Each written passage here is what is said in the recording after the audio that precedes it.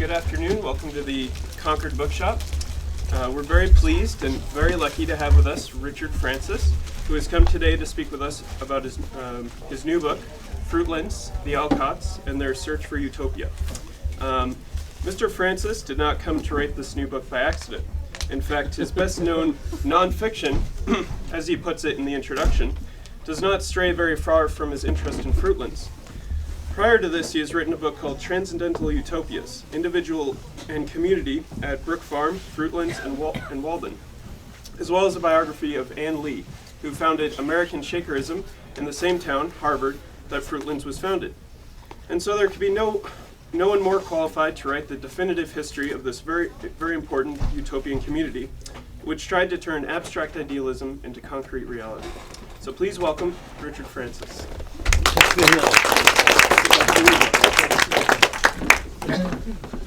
Yes, actually, it's worth mentioning perhaps another. I might as well sell my wares. Another book I wrote, a biography of the witchcraft judge Samuel Sewall, who was the only one of the 9 judges at involved in the witchcraft trials, who stood up in public afterwards and said sorry and said it was all a terrible miscarriage of justice and so on, and asked for forgiveness.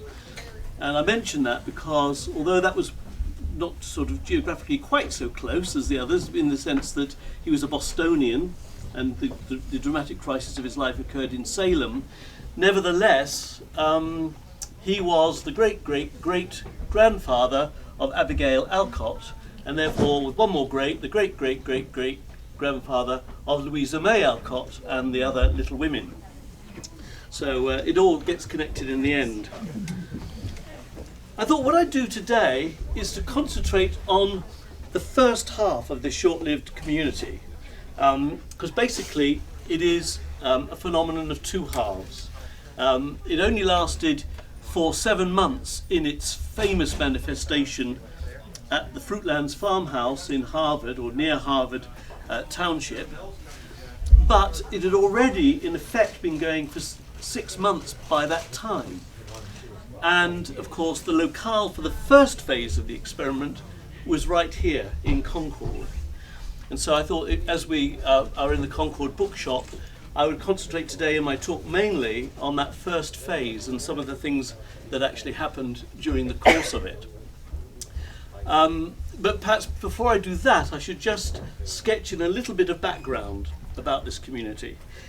The subtitle of my book is The Alcott Family and Their Search for Utopia, which was kind of slightly imposed upon me by my publishers, Yale University Press, because I really wanted to call it something like, and it probably isn't as elegant, The Alcott Family, The Englishman, and Utopia.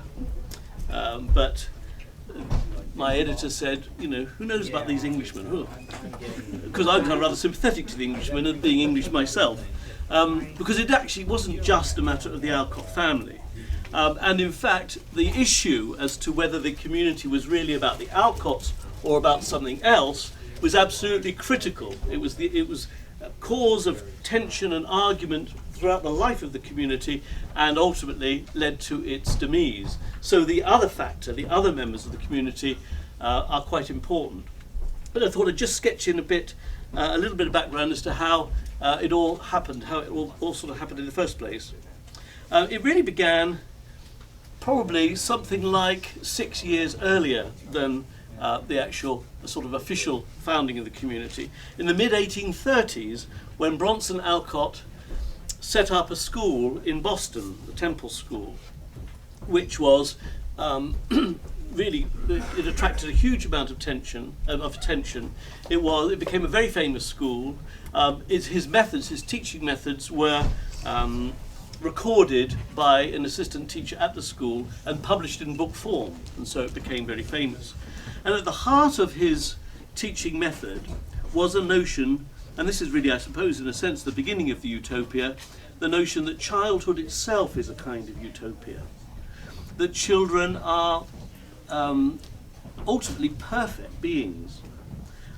They come, as it were, unspoiled from wherever they come from.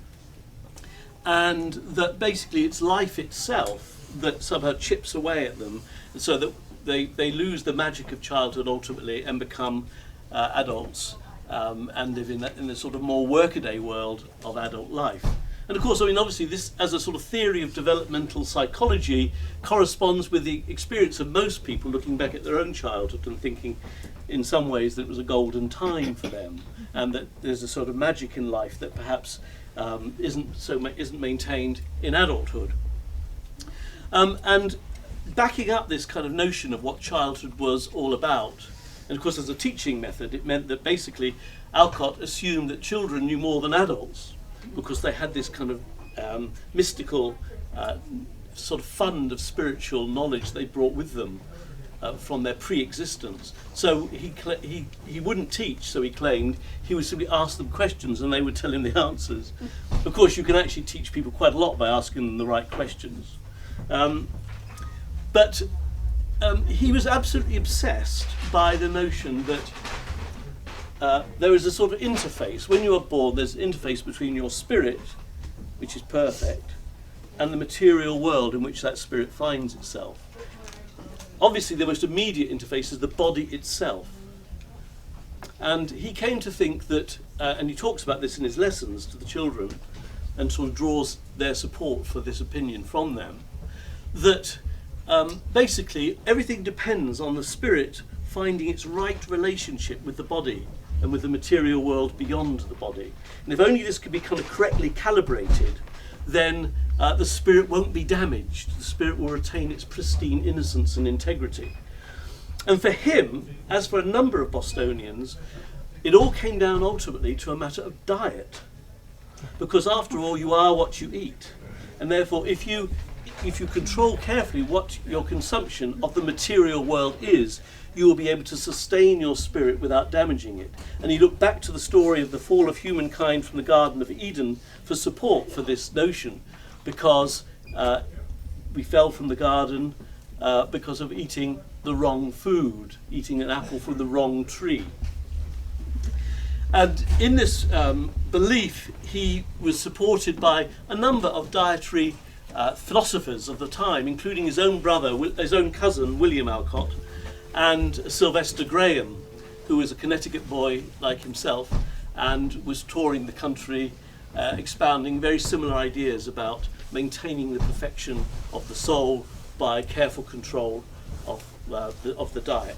At any rate, Alcott was an unlucky man in most of the things he touched in life, and it wasn't long before his school ran into disaster. Now, there were a number of reasons for this, and I won't go into them in any detail at the moment. He asked his children questions about the Gospels, and their answers were published, and he regarded this as shedding light on the Bible. But a lot of religious people in Boston thought it was outrageous that children should be pontificating about such matters. He asked the children about where babies came from, and although they gave what we would regard as very innocent answers, nevertheless this caused great outrage that he was talking about sort of forbidden topics with small children. And to his great credit, he had a black child in his class and he refused to let her go, even though that caused a great deal of opprobrium for him. And also I think there's an element of sheer incompetence going on as well. He somehow always managed to spend far, far more than he ever brought in, and that the school was no exception. He ran up horrendous debts in the middle of a banking crisis, which rings a bell, doesn't it? But there was a banking crisis in Boston in 1837, and that didn't do him any good at all. So one way and another, it all turned to disaster. And in fact, it was such a disaster that really Alcott never again settled down to earn a living in any sustained way. He did odd jobs, he ran public conversations, gatherings really rather like this, where he would sort of hold forth and the audience could chip in, although I suspect he actually rather dominated proceedings, and they'd pay a small amount to go to them. He did that sort of thing for the rest of his life, but he never really supported his family with any success. And I don't think he was motivated to. I think he was so demoralised by this failure that he kind of gave up trying to actually make ends meet. And of course you've got to remember that he had a wife and 4 daughters, the Little Women as they became known really as a result of the book by one of them, Louisa May Alcott, many years later. But there's one thing that that came out of the school enterprise that actually was a sort of straw in the wind. He received a letter from a very, very eccentric Englishman, as eccentric as he, Bronson Alcott, was himself, a man called James Pierpont Greaves, who was a philosopher, who was also very interested in education. He'd come across these books about the Alcott School, the Temple School in Boston, and he also had dietary theories that were extremely similar to Alcott's, and in fact his little circle of intellectuals and thinkers was known as the English Transcendentalists, as a sort of parallel to the Boston Transcendentalists, or the New England Transcendentalists. So Alcott received this letter from an English admirer, a very eccentric and strange letter. He was tremendously pleased to receive it, and it was very good for his morale. But in fact, he was so depressed by the loss of his school that he didn't actually bother to answer the letter for 18 months, because basically answering it would mean admitting his school had failed. In the meantime, the English Transcendentalists, full of admiration for Alcott, set up a school themselves, a sort of school-cum community in Ham, in Surrey, and very near London, and they called it Alcott House. So you can imagine, if you're basically somebody who's had a tremendous disaster and your school has failed, it must be really rather wonderful to have a school named after you over in England. At any rate, the Alcotts tottered on for a year or two, and things were not going well for them in Boston. And eventually, Alcott's friend Emerson, Ralph Waldo Emerson, persuaded the family to come and live near him in Concord. And Emerson, throughout Alcott's life, sort of keeps a rather paternalistic eye on him and gives him what support he can, financial and otherwise, for years and years and years, extremely generously.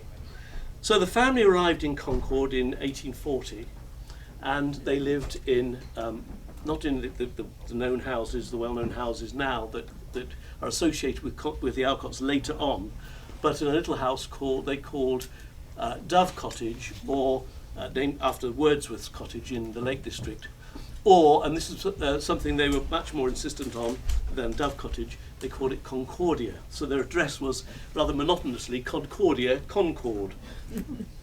And they set themselves up in this little household. Alcott not really doing much to make ends meet, as usual, living in great poverty, Alcott getting more and more depressed. To such an extent that in 1842, after they'd been here for 2 years, Emerson very generously offered to fund Alcott to go to England to meet his English admirers. And he said he'd defray the expenses for a sort of 6-month trip. So off Alcott went in the early summer of 1842. His luck, as usual, was against him. He arrived in England only to find that the man he'd come across the Atlantic Ocean to see, James Pierpont Greaves, had died. In fact, before Alcott had even left America, although of course communications being slow in those days, Alcott hadn't known this. However, the little circle was still intact, the circle of followers of James Pierpont Greaves, including in particularly a man called Charles Lane, who was immediately very, very attracted by the notion of Alcott's what Alcott said about the beauties of Concord and about the possibilities of life in America and so on and so forth. And Lane actually was although he subscribed to the sort of rather cranky ideas of this veganism, all to do with keeping the spirit perfect and all that, he was actually quite a canny man in some ways. In fact, he edited a commodities journal, which actually gave you every so often, was issued giving the price of all the commodities that were coming into England. So he was a pretty hard-headed guy in many ways. But he nevertheless bought into all these ideas that Alcott had. And one that Alcott didn't really have, an extra idea that the English Transcendentalists had, that Alcott didn't really, as far as we know, share until he went to England. And that was they were very much against sex. They thought sex was a bad idea on the whole.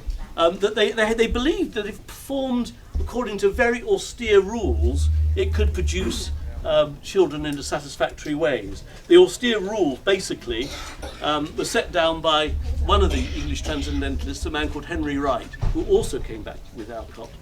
And the rules consisted of exposure, particularly exposure of the woman, to extremes of temperature, very, very vigorous exercise of various sorts, and the reading of a great deal of poetry. And after this regime had been undergone for some time, then it would perhaps be possible to have a kind of perfected sex and redeem the kind of unfortunate fall from grace from the Garden of Eden, because after all that was an issue as well as diet, wasn't it? You ate the fruit from the wrong tree, and you also you lost your modesty, you lost your innocence, you gained your modesty, you lost your innocence, you started wearing fig leaves and all that.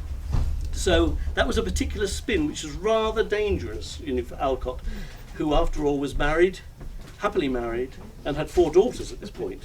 Although in fact Charles Lane had also been married, not happily, and had a son called William, who was the same age, about 10, as Louisa May Alcott was at the time. At any rate, Alcott persuaded Lane and Henry Gardiner Wright, to come back to America with him. And in fact, Lane came with his savings, and he had been quite a successful editor of this journal, quite a successful businessman, and so he had some money in the bank. They arrived back in Concordia, a Concordia cottage, in 1842, in the autumn. Emerson, as wind came to him, as word came to him across the Atlantic that Alcott had sort of sold the notion of a utopian community in New England to a bunch of Englishmen, and was absolutely aghast, because he blamed himself. He knew he guessed the sort of thing that might happen, and he blamed himself for funding Alcott to go to England in the first place. And so what he did, he wrote Alcott a letter saying, if anybody is thinking of coming to America from England to join you in a utopian experiment, please show him this piece of paper before he comes. And on this piece of paper was written, Bronson Alcott is a very fine man, but do not trust anything he says under any circumstances. It's a complete disaster area. And we don't actually have the exact wording, because the documents have been lost, but that was the gist of his letter. And in fact, when Alcott arrived back in Concord, Emerson asked him if he'd shown this piece of paper to the Englishman, and of course Alcott, who was a man without kind of side on him, said, oh yes, he'd showed it to them. He'd actually showed them this bit of paper saying what a complete disaster he was at everything he touched. But they came anyway. It's quite interesting, their arrival. I thought I might just read a couple of sentences, giving you a sense of how Mrs. Emerson regarded this. Alcott. Sorry? Oh, sorry, Mrs. Emerson. Yeah. Beg your pardon. Sorry, Richard. It wasn't clear when Alcott, Lane's son William, and Wright would finally turn up. They were expected on a daily basis for weeks. The Emerson household felt some uneasiness about what was approaching them across the Atlantic Ocean.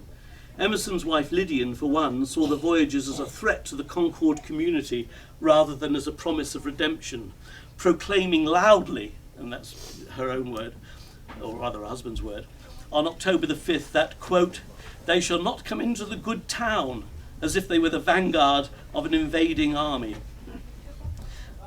Anyway, they did come into the good town, and all squeezed into this very, very small cottage. Within days, Emerson was trying to unpick this community that was being set up, and he had he made a little experiment as an attempt to sort of test them in terms of their commitment to their dietary rules and all the rest of it. What he did was he invited Lane and his son to leave Concordia Cottage and stay with him. Mm-hmm. Obviously, the immediate plan was to relieve the overcrowding in Concordia Cottage. In his opinion, Lane had a sharper intelligence than his 2 colleagues, and he imagined how weary he must get at being closeted all the time with Alcott and Wright, quote, who cannot chat or so much as open the mouth on aught less than a new solar system and the prospective education in the nebulae. Enjoying the quiet of his own study as he did, Emerson was appalled at the thought of that endless gabble. All day, all night they hold perpetual parliament. He was running a risk, of course, in offering the pugnacious Lane his hospitality. his, quote, powers of conversation are so superior that they tempt him continually to a little play for victory. Nevertheless, Emerson believed that, quote, alone, man to man, he has found a very sincere, conscientious person. But Emerson had a hidden motive too, as he later explained to Margaret Fuller. He was hoping to disrupt the utopia at the very moment of its inception. The real point was to thwart Lane's desire to re-establish the Garden of Eden by reenacting, on a limited scale, humankind's subsequent expulsion from it. The idea was to use his house as a sort of, this is his quote again, a sort of cooling furnace, or a place where he might be partially corrupted and fitted for the grossest realities of the Yankee land. The grossest realities would, of course, include square meals, apples from the forbidden tree. Emerson was intending to engage in diet warfare. So if he could get Lane into his house, he could sort of slip him some non-vegan food, and this would do the trick. It didn't work. Lane went to the Emerson household for a day or two and then fled, saying, "Mr. Emerson's food is too good for my simplicity. A month of it, I think, would finish me." So back to the cottage. Lane was a man who, I think, had many virtues and has probably been rather cruelly treated by people who look back on the Fruitlands experiment, partly because we get basically the Alcott's version on him when everything had gone a bit sour. I think he was probably a fairly grim and humorless man. A woman of the time called Mary Gove, later to become Mary Gove Nichols, who was a kind of an expert on such topics as hydrotherapy, corseting. She was one of the people of the time who did great diatribes against the habit of corseting for women because it was very bad for the body and so forth and so on. And indeed later subscribed to a notion of free love, of a rather restricted sort actually, because she kind of formulated a theory of free love with her second husband, and all it was really about was encouraging women who were in loveless marriages not to actually stay within those marriages, because she'd actually had a very unhappy marriage with her first husband. But at this point, at any rate, she writes. Somewhat later, she writes a little memoir about the experience of meeting these transcendentalists at this point, at the time they were just setting themselves up in Concordia. And she describes Charles Lane as a hard, Scotch-looking type of man. Obviously, she couldn't think of anything more horrible to say about him than that he was Scotch-looking. But she saw him as a sort of business type and a tough cookie, really. And of Henry Gardner Wright, she had a very different impression. She thought he was extremely attractive, and admired enormously his curly hair and the way he had his flowing locks. And that was a straw in the wind, as we will see. Any rate, this uneasy group in this very small house, where what we're talking about is Bronson and Abigail Alcott, their 4 daughters, Charles Lane, his son, and Henry Gardner Wright, all in a little tiny house, living together, trying to be extremely austere and trying basically to save the world. Time went on, and by late November, Abigail Alcott was feeling extremely put upon.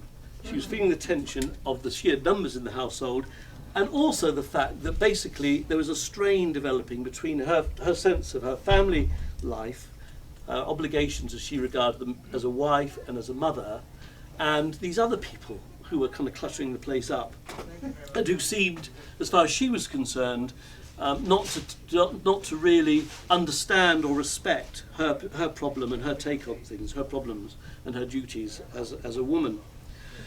There's an interesting letter, actually, which I haven't got time to go into at the moment, but at one point in November, Bronson writes a letter, as he did every November, to Louisa, his daughter, because their birthdays were on the same day. So he always wrote a birthday letter to her about this. And it was it's an affectionate letter, but it's full of advice about living the good life, and telling her how she has to beware of all greed and this, that, and the other, all the sort of sins you can imagine.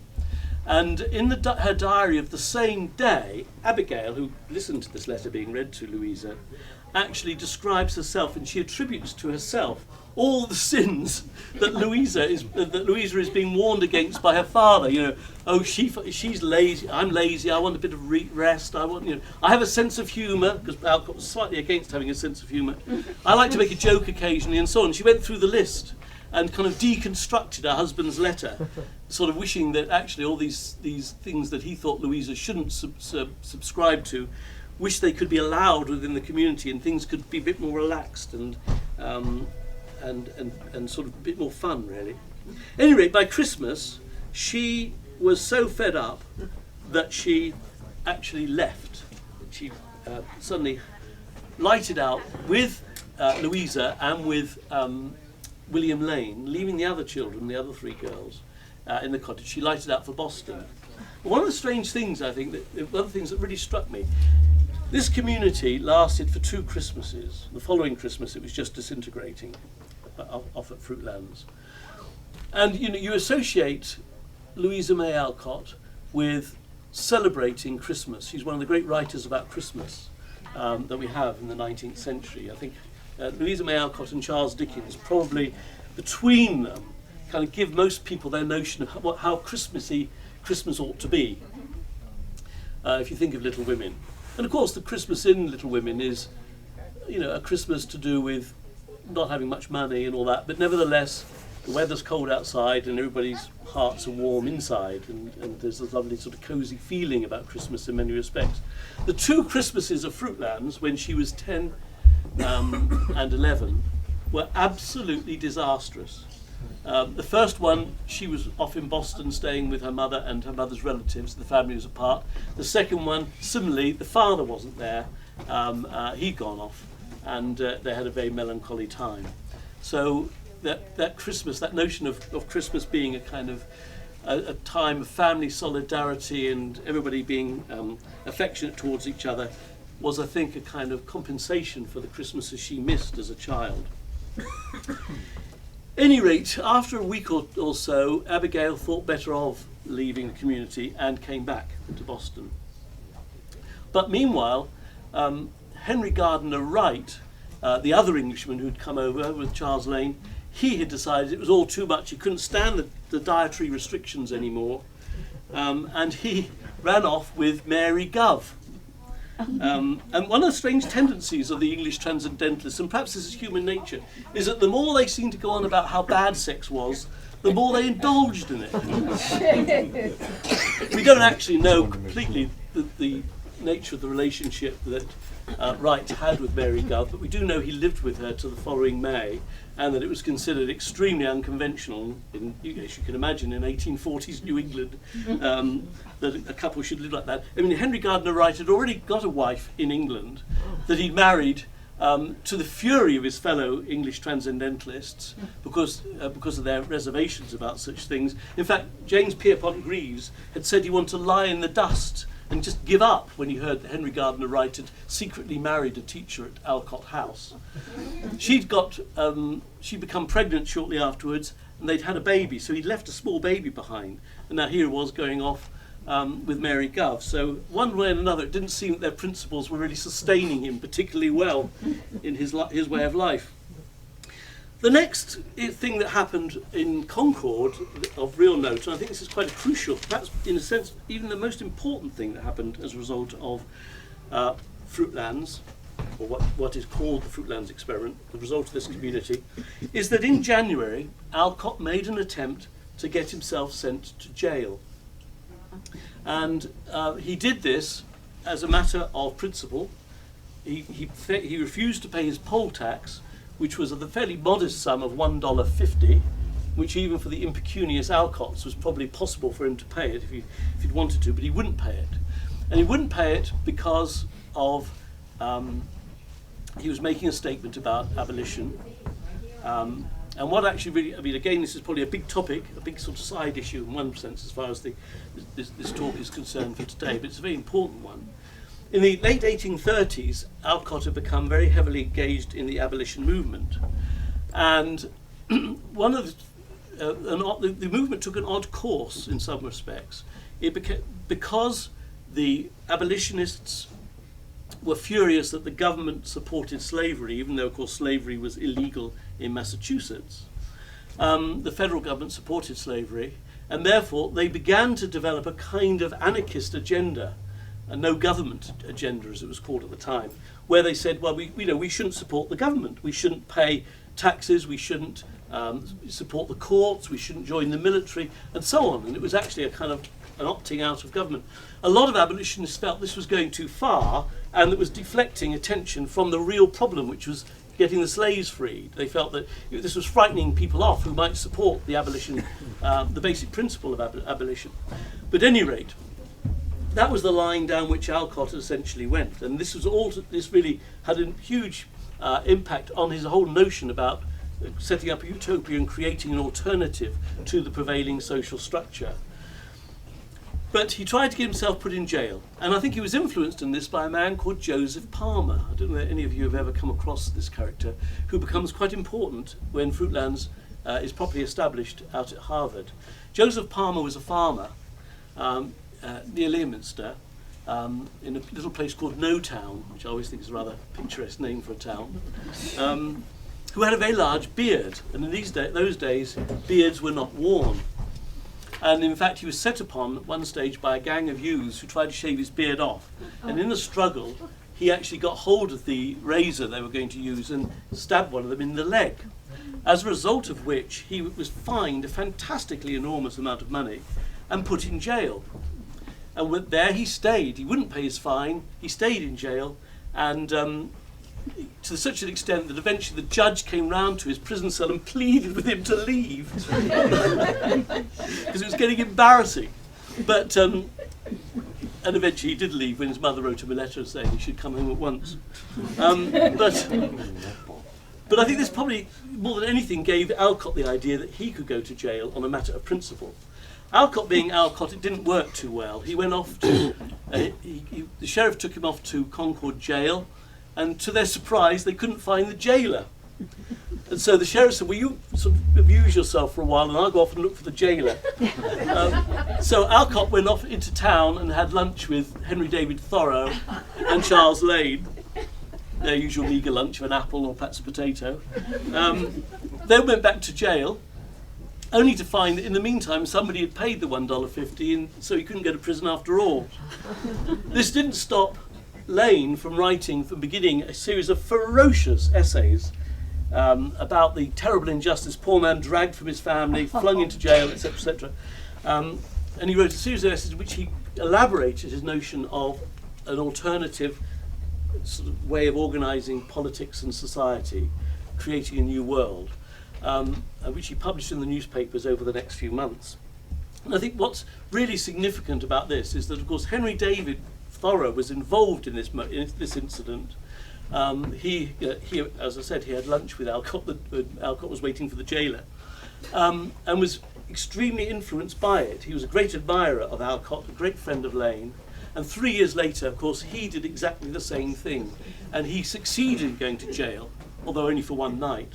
And as a result of that, he wrote his essay on the duty of civil disobedience, which of course became one of the great texts of the 19th century in America and had an enormous influence internationally. So you can actually trace a line of genesis from Joseph Palmer and his beard to Alcott trying to get himself sent to jail, to Thoreau's great essay on the duty of civil disobedience, and right the way on through to Mahatma Gandhi and to Martin Luther King and to hippies and so on. There's a sort of extraordinary line going there. And I think that's one of the fascinating things about Fruitlands, that however kind of insane and cranky they seem, they keep touching on chords that are actually of tremendous significance and importance.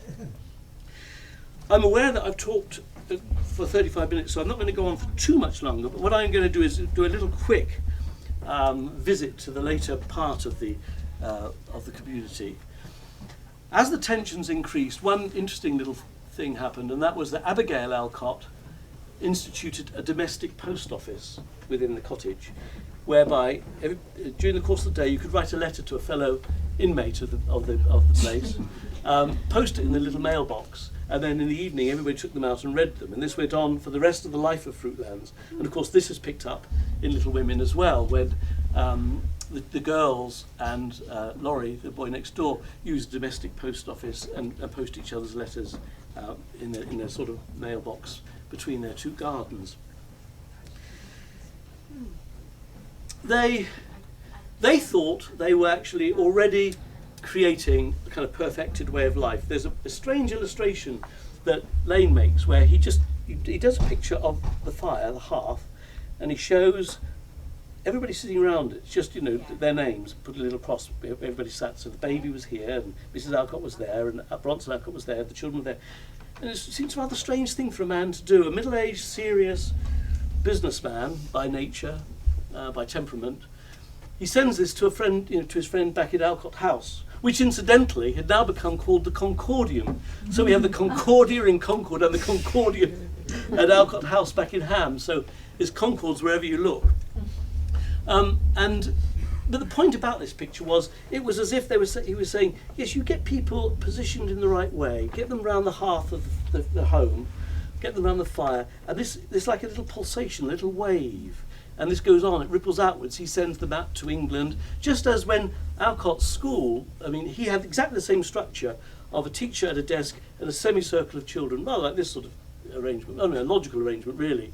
But at Alcott House and in other schools that were also based on Alcott's school, exactly the same classroom design was carefully copied. And so you get this sort of sense that you get a model for how people should interact with each other, and then it spreads outwards in wave after wave. At any rate, just a quick summary. By the early summer of 1843, it was clear they would need different premises. And so they actually started looking for somewhere else to move to.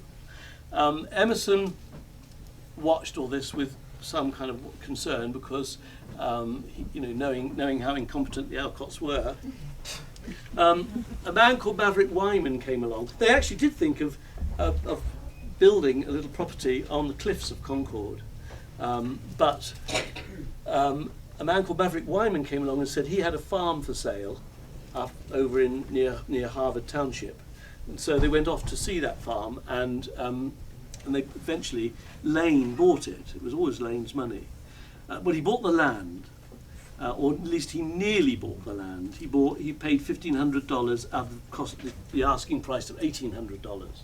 So we had to have a small mortgage of $300. But the farmhouse didn't come with it. The farmhouse would have involved spending quite a lot more money. And so they just borrowed the farmhouse from the person who'd sold them the land, from Maverick Wyman. So as Emerson said, they had bought themselves 90 acres of land which they did not need, and no house which they did. They got it precisely the wrong way around. And these people, when you think about it, they did not believe in farming. Lane had an analysis about what was wrong with farming. He thought the farming was the cause of all human woes. And the reason for this is that basically, the farmers use manure, and they were terribly, terribly hostile to the notion of manure. It's all to do with this diet thing of dirt entering the system, corruption entering the system. But the way Lane put it was this: manure allows the land to be overcropped, and so that people are no longer live on their own little patches, have their own little gardens as they saw it, because they're always thinking in terms of gardens because of the Garden of Eden. They have overcropping. This means that some people don't have to grow their own produce because others are growing it for them. So they begin to live, as he called it, vicariously. Somebody else is fulfilling your need. And as a result of this, you tend to cluster together in townships and then ultimately into cities. And all this is because the land is being farmed intensively, and therefore people can cluster together. And when you cluster together, you then get crime, you then get poverty, you then get pollution, and you even get, this is quite interesting, Lane predicted climate change. Because factories would create pollution. It's an analysis that is very perfectly comprehensible today, although his idea was that the pollution would actually make the world colder rather than warmer, which is, you can understand why he would think that. He didn't know about the sort of greenhouse effect. But as so often, something that's very, very cranky, an attack on manure, rings a kind of odd bell. We don't attack manure, but we do worry about various kind of forms of over-fertilising soil and what that does to waterways and those sort of things. We do worry about pollution. We do worry about all sorts of these environmental things. And over again, you see these people in their kind of confused way, sort of groping towards issues which actually are of great concern now. That in the end, much of their ideology was to do with trying to formulate a notion of the environment as a total system in which we play our part. And I think that's the other side of the coin, really, of the crankiness. They almost come to a notion of ecology, which is something that Thoreau, their disciple, was credited with later. The notion that a landscape is a system, not a series of individual phenomena, and that they all kind of need, all the elements of a landscape need the other elements to function properly. At any rate, I will not tell you the story of Fruitlands. You can always read my book if you wish, of the Fruitlands part of the Fruitlands community. Suffice to say that at the heart of the problems they faced on the personal level was the notion of what was the structure of this group. They called themselves a consociate family, but what did that mean? Was it two families that had just happened to be together but were really families, the Lane and his son and the Alcotts? There were one or two other people, by the way, who joined the community by now, including a man called Samuel Larned, who had allegedly lived for a year entirely on apples, which is a very good qualification for life at community, and who also believed in swearing, because he thought it was good for you. So he would, according to Louisa May Alcott, he would greet people by saying, "Good morning, damn you," and so on. But basically it was the Lanes and the Alcotts more than anybody. So was this a kind of family that was trying to live a good family life and set an example to other families? Is that the way it was going to proliferate? Or was it trying to transcend what a family was? And having and emphasise a group of like-minded people that could just get bigger and bigger and bigger as a group and create a new world. And that was really at the heart of the whole problem for the community. That Lane believed the latter thing. He believed basically in breaking down the old biological family, whereas Abigail actually believed passionately in her family, her daughters, and so on, her relationship with her husband. And eventually Abigail realised that this was going to be a disaster for her own biological family. And what she did, her brother had guaranteed the mortgage on the community, the $300 that were outstanding. By the time the first instalment was due to be paid in November, Charles Lane realised that he'd spent a lot of money and that the Alcotts were a kind of bottomless pit, and he didn't want to pay any more. So basically Sam, Abigail's brother, would have had to guarantee the mortgage, but he didn't. And as he was an extremely supportive brother to Abigail, I'm absolutely certain, you can't fully nail this down and completely prove it, but I'm absolutely certain that she asked him not to honour the mortgage, but to save her family, as she saw it. In other words, to bring the community to an end. And certainly when he did say he wasn't going to pay the mortgage instalment, she wrote to him absolutely overjoyed, saying, thank you, it's just what we need. And the community dispersed. Lane went and joined the Shakers with his son. He found that he couldn't quite cope with life as a Shaker after a few months, left them, but his son, of course, as with other cases of this sort, he couldn't get his son out, his 11-year-old son, who was with the Shakers for the next 5 years while Lane tried to get him out. Finally, Emerson managed to use his influence with the judiciary and so on to sort of spring William Lane, but he'd been with them for 5 years by then. The Alcotts came back to Concord. Again, Emerson funded them to buy a property, and they carried on living in their sort of makeshift way over the next decades, until finally Louisa May wrote Little Women, which became the most successful book ever written in America at that time.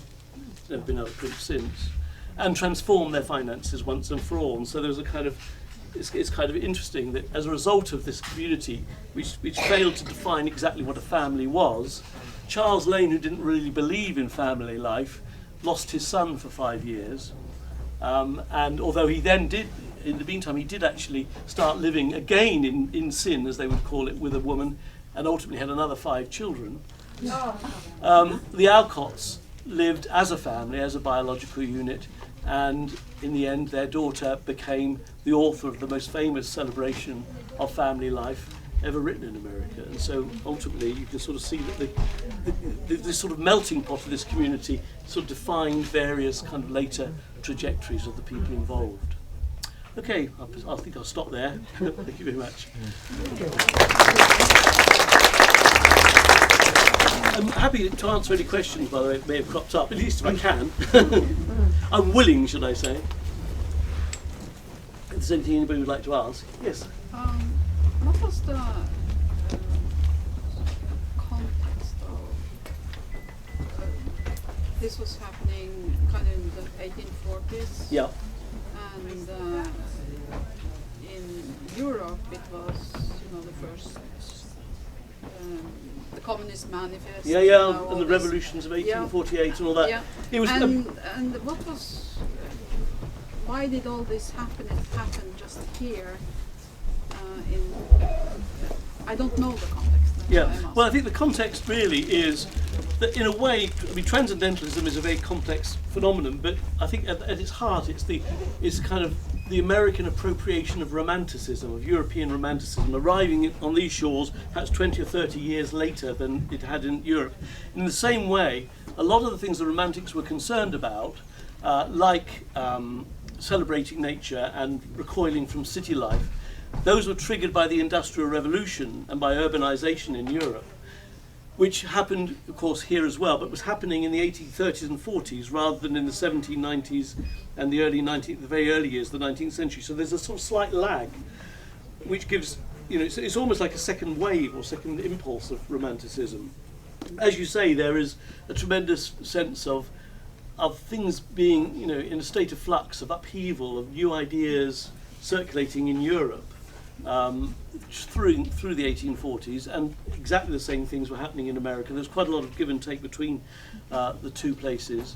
But I think there was a particular predilection in this area for the utopian community solution. I mean, it wasn't just Fruitlands, there was also Brook Farm, which is a much bigger scale and much more successful community. There was, in a sense, Thoreau living by himself in his hut. It's kind of community of one, as he called it.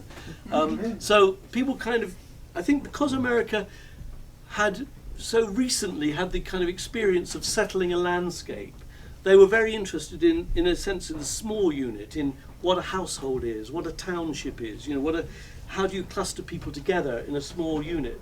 And so they tended, I think the characteristic American impulse was to think in terms of utopianism, whereas perhaps, you talked about the beginning of Marxism, perhaps in Europe there was more of a sense of great class upheavals and large-scale structures going on. I think that's probably quite an important difference between sort of the American condition and the European condition, that there was a sort of, and partly there's all this sort of mythology in a sense of America being the promised land, America being the new world, America being the place where perhaps the flaws of civilization could be cast off. I mean, Alcott talks a great deal about this when he's in England, He's gone to England because basically life's got too hard for him in America. But having got there, he then thinks of America in traditional terms as the land of promise. So the way he puts it, it's all rather confusing as he's gone both directions.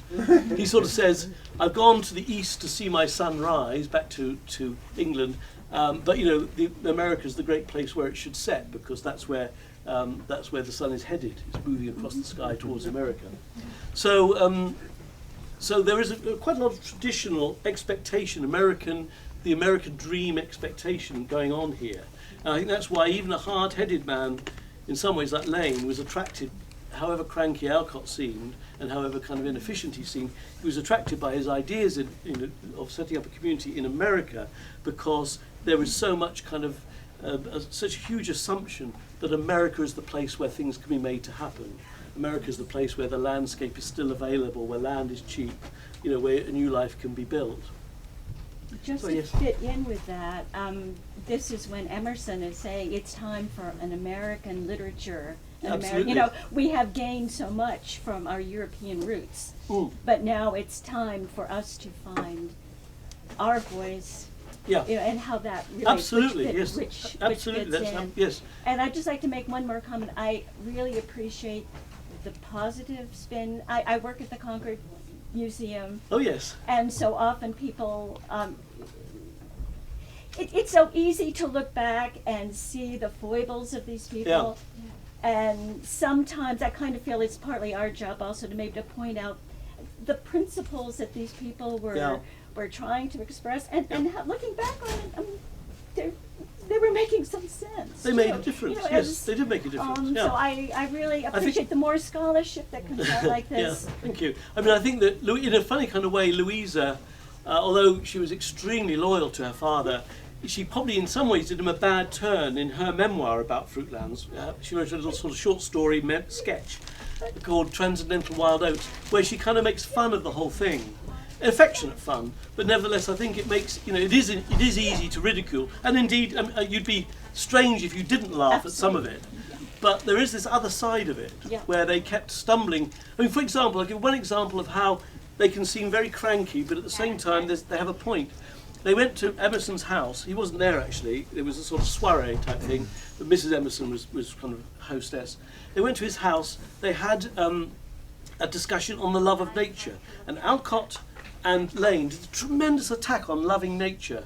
That was a very evil thing to love nature. In fact, Lane said it was the most evil sin you could possibly subscribe to, was to love nature. Now that seems, you know, I mean, Queenie Emerson, or Lydian Emerson, she's usually called Queenie, just laughed her socks off. You know, she just thought, this is just wonderful, these idiots, what are they doing? But what Lane was actually thinking was this, that if you love nature, if you say you love nature, what you are doing is standing at a distance from it, looking at nature over there and saying how lovely it is. You have a kind of aesthetic detachment. A bird or an animal doesn't love nature. A bird or an animal is in nature. They don't think of it as something out there. They participate in it. And that's what he was getting at. So however absurd it sounds, there is actually a sort of point. What he was saying is, you know, we need to go back into that garden, the garden of nature, and be in it. And if you, the more you love it, the further away it is from you. You know, basically love of nature is something people do in cities.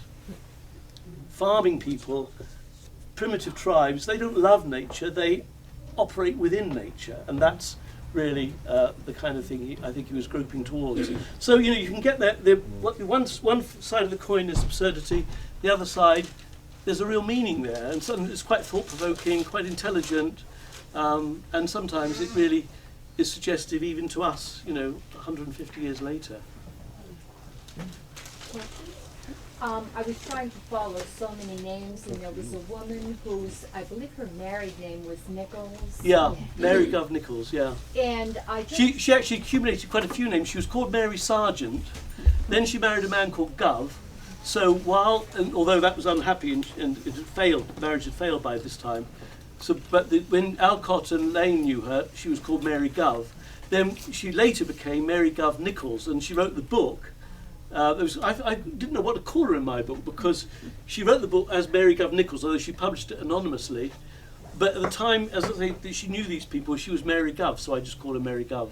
I wondered, based on her philosophies, it caught my attention, some liberating philosophies that she was mindful of for women, no corsets, that sort of thing. Yeah, absolutely. I just was very much addicted to all of Louisa May Alcott's novels as a girl. Yeah. And I just wondered if young Louisa May Alcott was exposed to this woman and her philosophies, because I'm thinking in 8 Cousins, there is a part where a young woman celebrates her own personal philosophy about what's wrong with expanding the waistline and being athletic. And as a young girl, I just thought that sounded wonderful. I think it's quite likely she did. I mean, she was obviously only a child at that time when she would have met her. And of course other people had the same notion as Mary Gov Nichols. In fact, I was quite interested to notice that the Registrar of Deaths in England, at the same time as Mary Gov Nichols was campaigning against corsets, was also saying that he believed that corseting was a major cause of premature death in women, because it restricted blood flow and so on and so forth. I mean, obviously corseting in those days was an extremely rigid matter, you know, fierce whalebone corsets. So she wasn't the only one who held those sort of beliefs. young woman. You can actually get the book she wrote about this sort of world, this community, the ones in which she talks about Lane and all that, and Alcott. She calls Alcott Mooney, Mr. Mooney. It's called Mary Linden, and you can download it as a free Google book.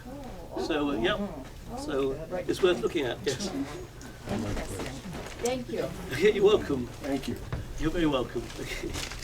So should we call it? I think perhaps those people have got to leave, so maybe this is a good moment to draw a line. But if anybody wants to ask me an individual question, I'll be